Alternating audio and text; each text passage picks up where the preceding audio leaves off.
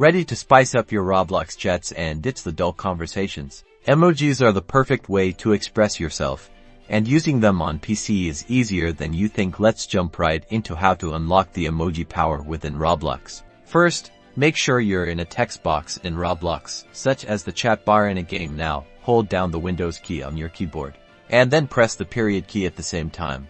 Tada! The Windows emoji keyboard will magically appear on your screen, right within Roblox. You can browse through the different categories of emojis using the icons at the bottom. There are tons of options to choose from smiley faces to animals to delicious-looking food. Simply click on the emoji you want to use, and it will instantly appear in the text box. Hit enter to send your message with your chosen emoji, and watch your character react in the game.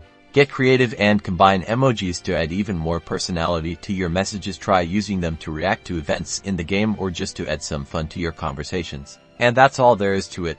Now you know how to use emojis in Roblox on your PC. Have fun expressing yourself. And thanks for watching.